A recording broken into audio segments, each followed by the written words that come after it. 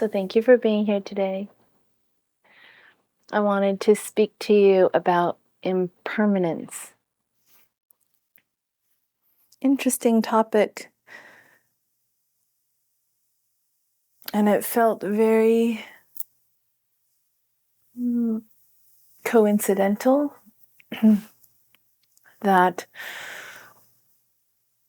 this past week, as well as the week before, has been intensely crazy at work. The type of craziness that feels like 100 emails in your inbox, and then you have to do meetings, and then you have to, put your smile on and talk to your other inter-office coworkers, while still having another 1,000 things to do on your to-do list, while still having to read the emails and file the paperwork and get contracts signed. So maybe that looks a little bit like your work day, or maybe just life in general, just a lot of things happening simultaneously. It was really beautiful that also in this past week, as you may know, it was a celebration of the Dalai Lama's 80th birthday. And so in honor of that, he was speaking at the Compassion Summit, as well as there were monks that were creating and building a beautiful sand mandala, just as part of the practice that they do. And if you've ever observed a sand mandala being built, it's quite amazing. And you learn a lot in watching it.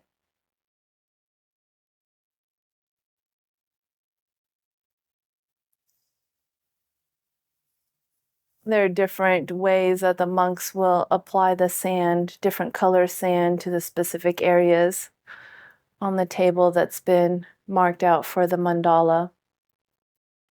And maybe you'll see them wear kind of like a surgical doctor's mask on their face, so that their breath, as they breathe when they get really close to the sand mandala, doesn't blow away any of the sand, the grains of sand that have been placed in their respective locations.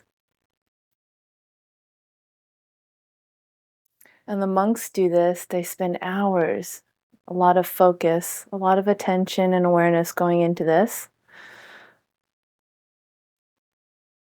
for it to be blessed and essentially blown away. This whole sand mandala is swept away back into a pile of sand from whence it began. And that's one beautiful practice of showing us impermanence. And underlying the overarching change, impermanence that it holds, is there's certain aspects that come to play. One of them is our practice, our sitting meditation. Amidst all the change in the world, all the change within ourselves, happening all the time, we have our sitting meditation, our practice to center ourselves in.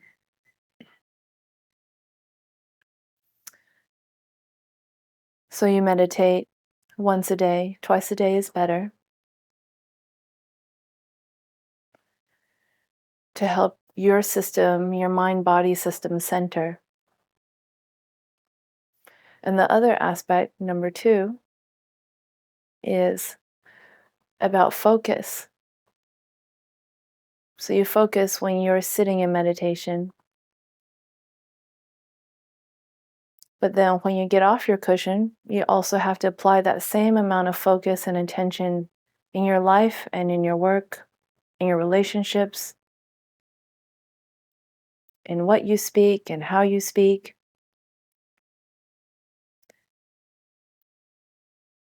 So that can take a certain amount of energy, but you cultivate the focus with mindfulness. And compassion, obviously, for yourself and for others. The third aspect sounds like a riddle, but it's a lot of what's inside is outside of us, and what's outside of us is also inside of us. And what I mean by that is when change is happening, maybe externally around us, whether it's work, whether coworkers are leaving, new coworkers are arriving, a change in career completely, that there's also a relational change happening internally with us as well. And the same goes the other way. When we're having change internally, relationally, there will be things also shifting on the outside. Sometimes obvious, sometimes not so obvious. Sometimes the change that happens inside, has caused a specific difference within ourselves, and that maybe doesn't get seen until a couple months, a couple years later down the road.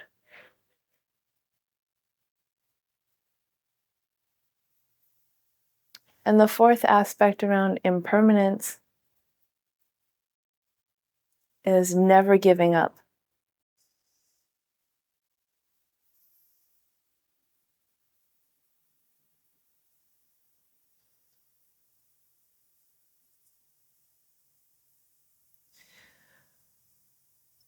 I once was looking through a magazine for one of the singers. I don't know if you know her name, Taylor Swift. And she was showcasing the inside of her trailer that she travels across the country for all the tours and concerts that she does. And on the archway of this her trailer on the inside, the doorway, it has a saying. It says, "Never, never, never, never, never, never give up." And I think it's a testament also to our practice, and when we practice in this world that's so full of change, and also we are changing so quickly too, that you can never give up. Have to always apply your best and your highest self no matter what. Even when you're tired, even when you're sick, even when you feel like you absolutely have no more energy.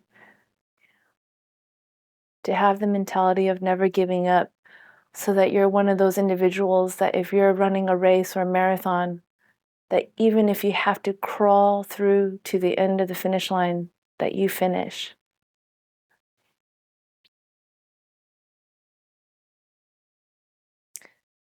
And talking about the attitude of never giving up is, I think we forget and forget to realize that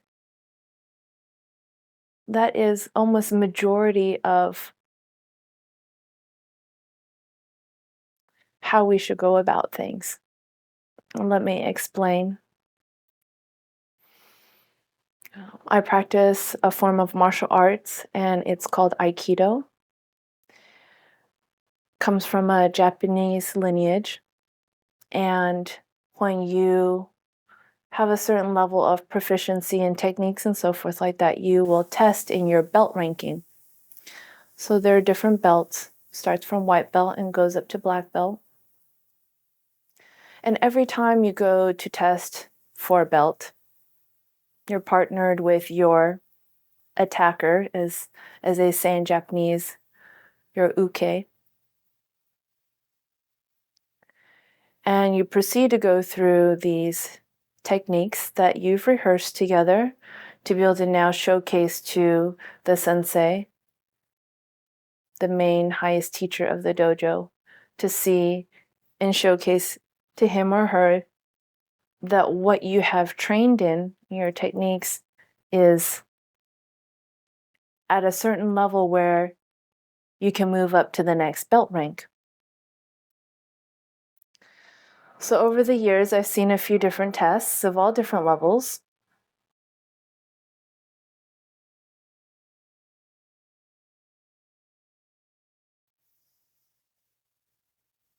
And a pervading truth around that is no matter how much struggle there is in the test, no matter how challenging it is, no matter how nervous the person is taking the test, because everyone's watching you, no matter if you forget completely what you're supposed to do, if you hold that attitude of never giving up and completing your test, you literally have completed about 80% of the test.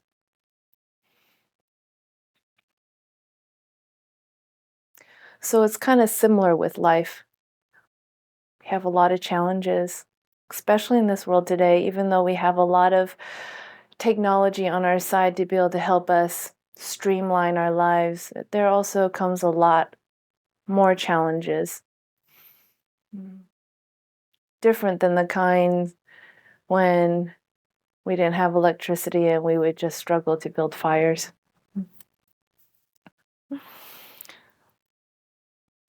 That it's even more important to cultivate the never give up attitude and mentality at home and when you go out into the world.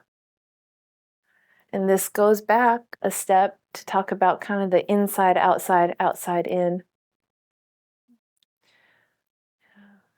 You can have a wonderful practice at home, get yourself ready to go charge out into the world, go out there in the world and have a never give up mentality, and you succeed and do your best at what has been showing up for you that day. But then if you come back home and you drop that whole attitude of never giving up and you kind of become a sloth, and you need to get chores done and you need to run errands, but you feel like procrastinating, maybe feel a little bit lazy. Since you already gave your best all day today, you figure I deserve a little bit of a rest. I would challenge that by saying,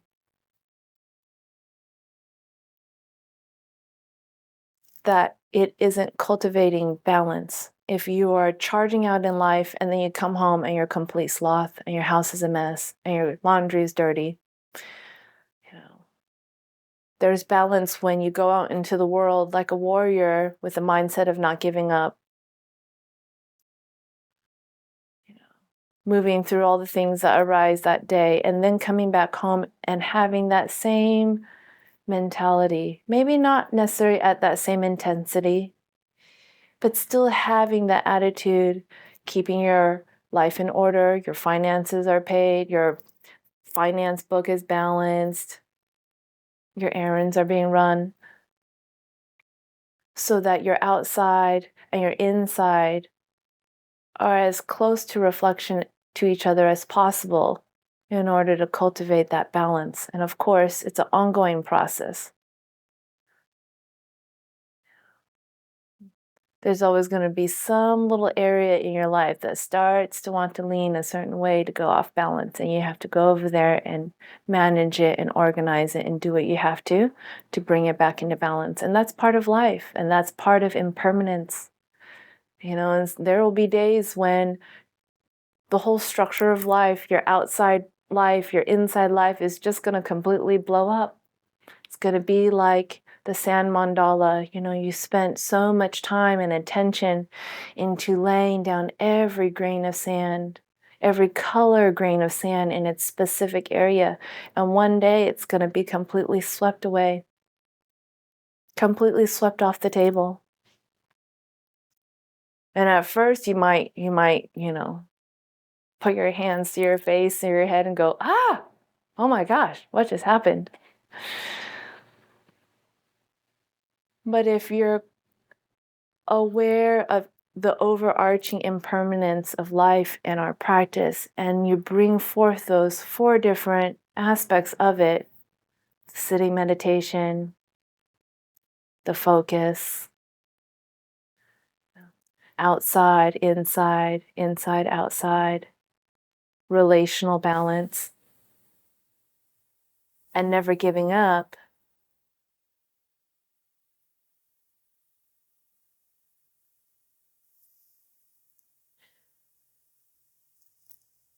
when that day or moment comes and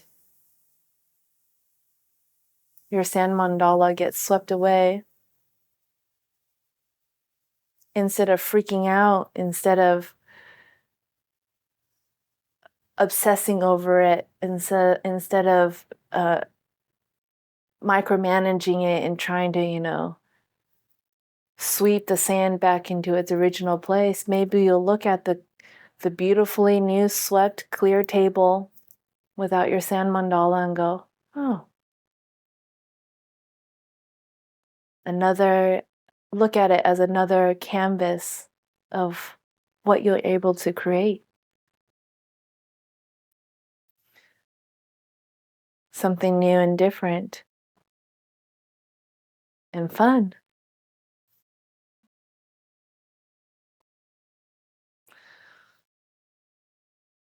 So any questions on that? It's kind of a really big topic and a lot of different pieces in it. Focus. Yes. Meditation. Yes. Insight. Yes. That's right. To go over them. Yeah. Very good.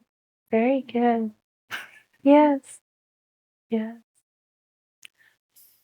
Sometimes some parts are there and then other parts not.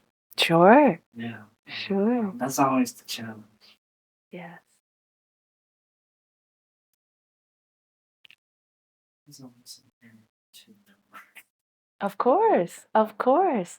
And you speak to that so well, there is always an aspect of it that we'll work on, and to almost be able to cultivate kind of an internal smile around it.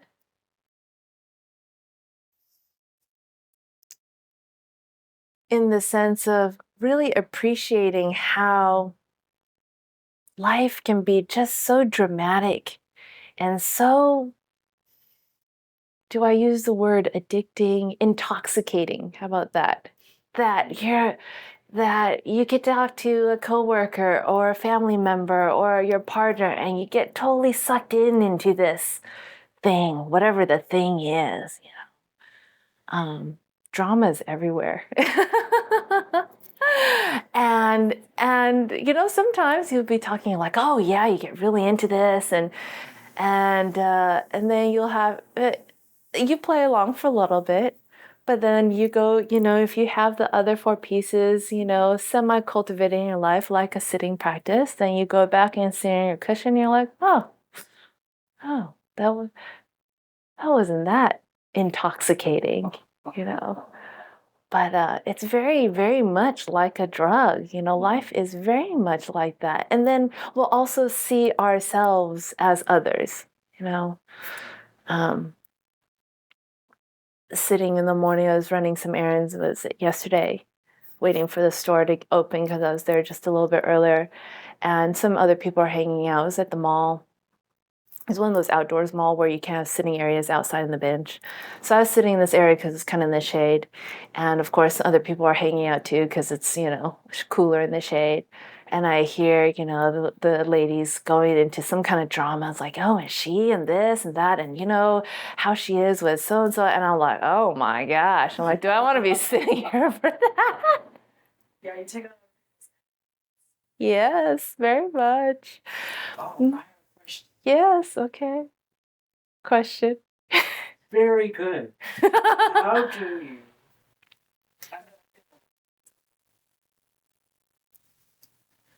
You just let it go through. Frequently I'm doing this, and I don't know, that hasn't been all that effective. You just let it go. Is that a better approach? Very, very good question. I've worked with multiple ways too as well. And I'll share some of the different, tools that I use. No one right way, and sometimes I try to mix it all together. It's kind of like a painting, you have to figure out what works for the situation, also the people. So as they were talking about this, my initial thing is like, whoa, push it away, keep that outside or just away, And the next thought was like, oh, well, should I just get up and leave? And I was like, oh, but the store's right here. Like, where do I want to? I don't want to go sit in the sun. So I'm like going through this in my head. And as I'm contemplating this, I just take a breath, I settle back down, and I just feel like, no, I feel comfortable here. It feels right that I'm here, you know? All the other options weren't pulling at me. You know, maybe if there was another shaded spot, I would have gotten up and sat over there. Um, but something I've been playing with is kind of a concept of blending or camouflage, if you will. So blending and camouflage, not to the fact that you're invisible, but to the fact where you tune into kind of a level of compassion, of recognition of them and me, of kind of being the same. It's like, oh yeah, I totally have friends who've done that stuff. You know, I'm not in that place right now where I'm like, need to talk about it or anything. But hearing about that, it's like, oh, that I've been there. And that just kind of acknowledgement of like, that it's not them, that they could also be me, and I've been there as well, kind of dissipates that kind of internal, unseen energy that's kind of like they're pushing, like, yeah, can I get to you? And then you're pushing, like, no, don't get to me. And you have this kind of thing going on. So I'm like, well, sounds like something I, went through the other week or something. And then they're like, oh, then there's it kind of dissipates that internal, like, pushing away.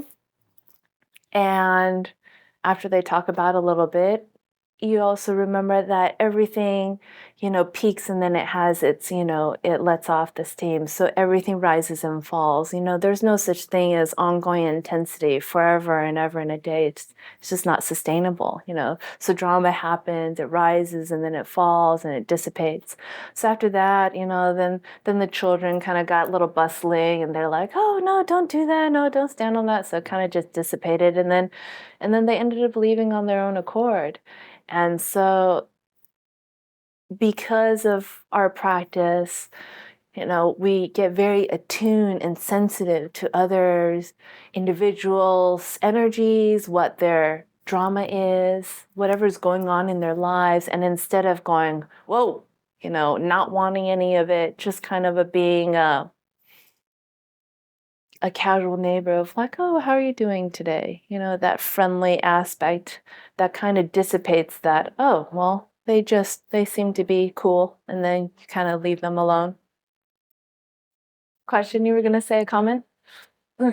That's just wondering how some days hurt. Yes. Really go really easy. Yes. Other days. So for my emotional disability, my emotional reaction to other things, I just like don't want. Oh, of others and what you're saying? Yeah, and I sometimes I push against it, sometimes I ignore it. Yeah. And it tends to, that's better for me, is that like I can't change that. I can only change my attitude about it. Right. And that helps. Can you give me an example? Hard. Can you give me an example? Be shy. I have a neighbor who's up home. Oh. It's a lot of noise. Tremendous amount of energy, which is not bad. But I've learned to like sometimes I have my window open. Yeah. Have the sliding glass door open. Yeah. That's okay up to a point, but then when we're on the phone talking long distance to the country, they're speaking quite loud. Oh, sure. And I kind of go, okay, I'm not going to change that. And how am I going to introduce this? And it's kind of besides movement. Yeah. So,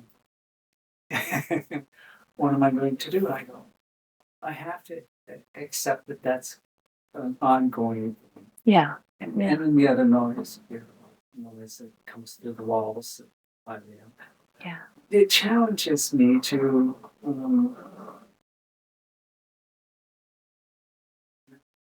go with it. Yes. Go with it, because it's going to be there. And like, oh, this is so easy. If I can just get because everything else is fine. I have a place to live, I have food, work, other wonderful things. Yes, yes. So I constantly work on trying to be balanced. Yes. Yes. And I'm gone. Well, that's the other thing I started working. Yes, yes. No, I understand. Noise can be a sensitive thing, especially when, you're not actually cohabitating in the actual space, but it's shared space, Yeah, yeah. Yes. Um, so I'll give kind of the example of what my father-in-law does, because he's in his own place and they have neighbors next door. And it's not like an apartment, so it's upstairs, downstairs aspect, but they have, the neighbors have children. And the children are younger of age, so there's a lot of kind of screaming when they get kind of rambunctious, like very, very high-pitched screaming.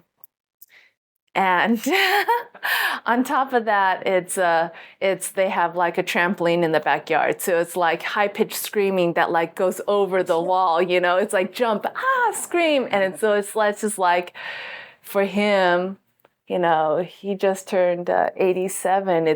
He's very sensitive to that, the screaming, specifically kids, just very like jarring for him. And the kids aren't going to stop screaming, because that's just their way of expressing, and they're playing and they're not harming anybody, and they're following the rules. They're staying in their backyard. But it's been truly a struggle for my father-in-law to really work with this, because initially, the initial motion was anger, and it's like, rah, rah, rah, try to yell or scream, but anger, does not change that situation.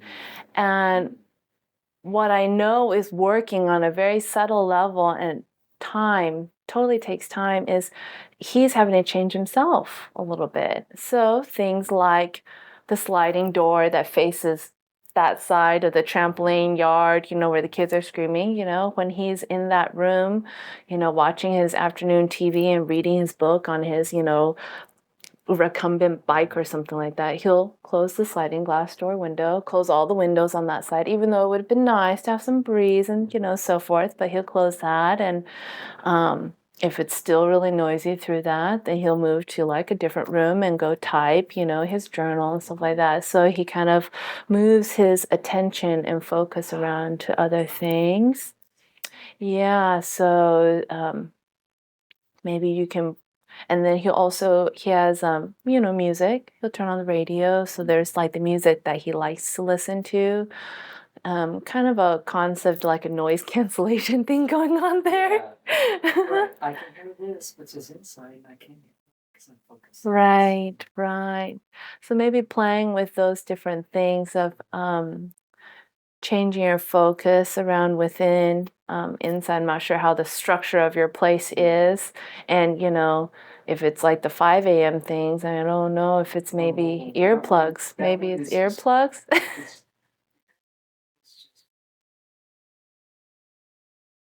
It's the low frequency sound that comes through the walls. Oh. So it's just the drum. Oh. That comes through them. Yeah. Maybe a drum is good for me to hear for me. Maybe you can play some music. I don't know. I can listen to them. Oh, yeah. Okay. It's drumming all the time. There you go. Yeah, but I think just your awareness on it, just know that change is already happening. Sometimes it takes a little bit longer. Patience. Yes, and I think patience also brings up the other aspect is, I don't think I'm that great in the patience department, quite honestly. I feel like one step before patience that I really am still working on is tolerance. And I find that, just being able to tolerate, people's own individual expressions, the noise they want to make, the topics that they want to talk about, that tolerance level, to be able to increase that and work on that tends to have some very clear correlation with patience for me. So, did you have another comment? Well, I do think I've been working on being broad-minded and more open-minded. Sure. Because I noticed I was more narrow-minded than I thought I was. I mean, I thought I was, and I recognized that. And it's time for me to kind of like work on that, because then I'm less irritated about all things that come in. Right. I'm more accepting of the way things are, because I'm not changing that. Exactly. And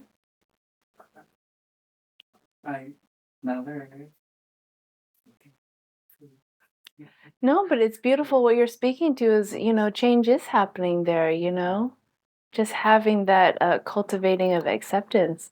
And so much so, going back to the world that we live in today, it's ever more chaotic and just a little bit crazy. Just a little more wacky. I drive down and I think I am an okay driver, but I know I do things sometimes I'm like, oh my gosh, I'm one of those drivers today. I was like, I don't want to be, but it just happened. And then, I'll drive my normal day and then I'll see kind of these other crazy, wacky drivers. I'm like, oh my gosh. But I do my best to kind of do the oh my gosh, and then I'll be like, okay, I will accept you. And how I do that, my own little game that I'll play, it's terrible. But I won't want to even see the face of the driver.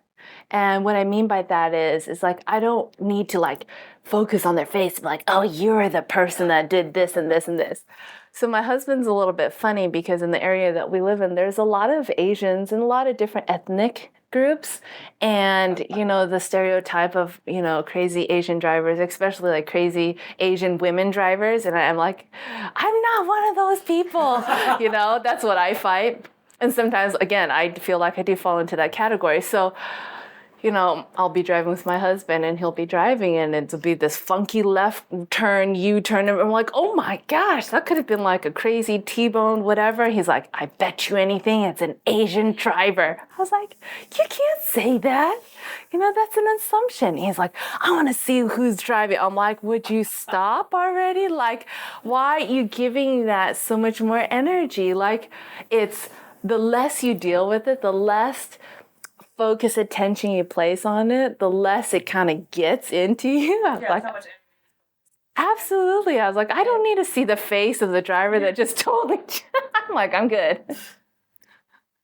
So what I'm speaking to is there's also, we have compassion as our, base, practice, but there's also a lot of compassion in having dispassion sometimes on certain situations. It depends. I sound like a lawyer.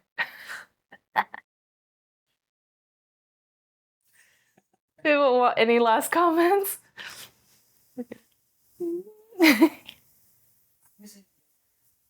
Sure. Yeah. Very prominent among some friends of mine. What prominence? The Asian tribe.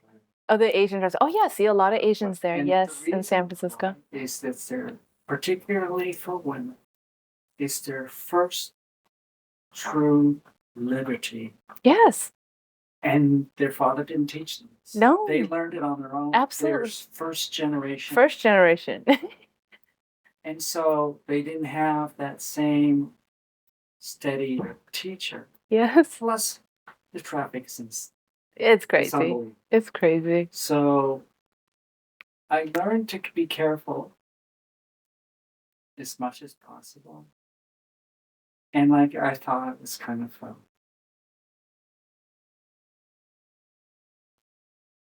What I did occasionally, frequently I take a quick look, what's going on over there.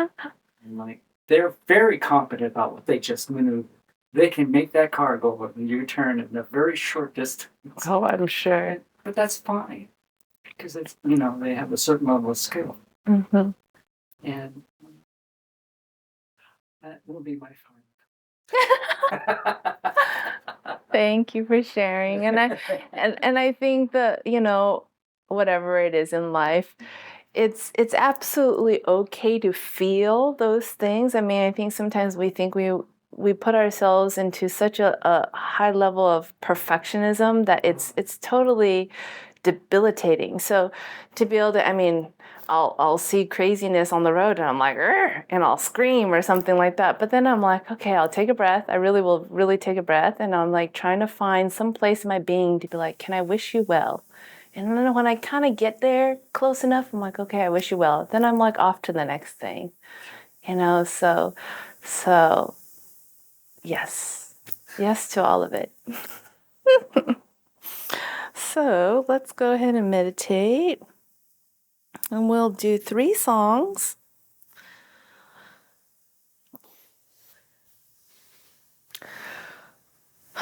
So impermanence, change is absolutely all around us. And even though we might put every ounce of energy and effort into laying the right color grain of sand in the right area on the sand mandala, that don't forget to have fun. Don't be mad if a bird comes to land on your sand mandala table and messes up the sand. Instead of getting angry at the bird, maybe look at it like, oh, the bird came to bless my sand mandala and have an opportunity for me to connect with Mother Nature or something. There's always a reason for everything. Don't take everything so seriously. Even though we're always trying to do our best, don't forget to laugh and never give up. Ever, ever, ever. Thank you so much for coming today.